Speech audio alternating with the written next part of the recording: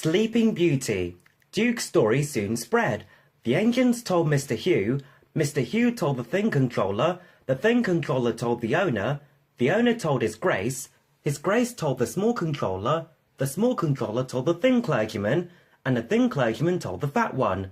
That is why, one morning, the two clergymen and the small controller were looking at maps. Our railway, said the small controller, is laid on the bed of the old one, but swings round to end at the road south of that village. The old line kept straight on.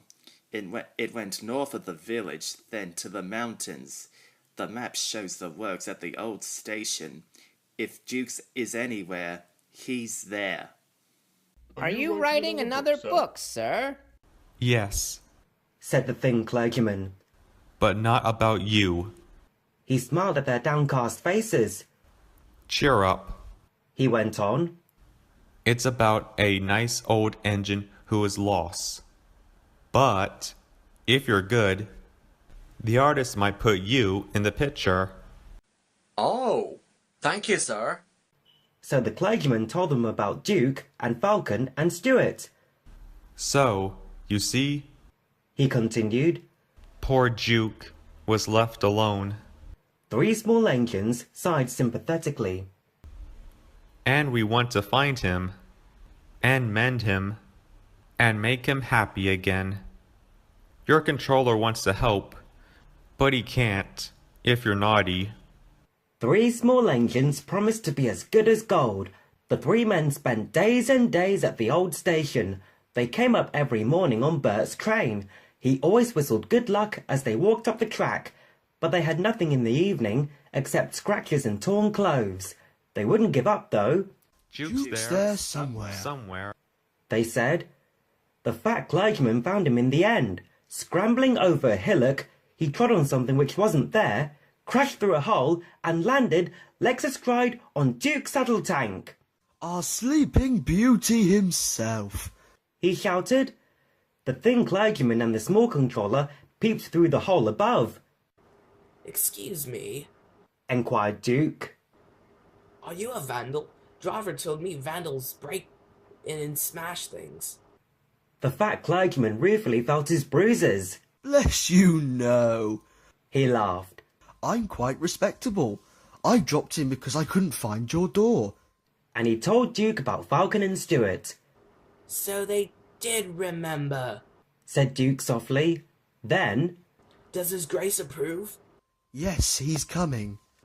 To see me? How kind, and I'm all dirty. That will never do. Please clean me. so they set to work, and by the time the small controller fetched His Grace, Duke was the cleanest of anyone in the shed. Early next morning, Mike brought workmen and tools. They enlarged the fat clergyman's hole, lifted Duke out, and put him on a low loader to take him away by road. I'd be ashamed. Duke protested. To travel by road, it's indignified. I'm sorry, Duke, Said His Grace. but the small railway has no suitable trucks. Duke gave in then, but so many people came out and greeted him that he felt better. So they did remember. He thought happily. Donald was waiting with a flat truck.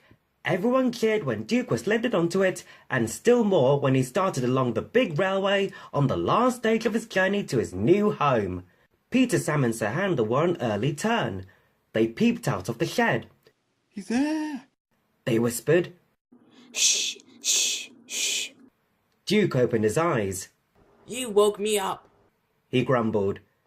In my young days, engines were... Seen and not heard, Grandpuff. Remember? I remember. Said Duke. Two idle good-for-nothings named Student Falcon. Good for you, Grandpuff. We're glad you've come home.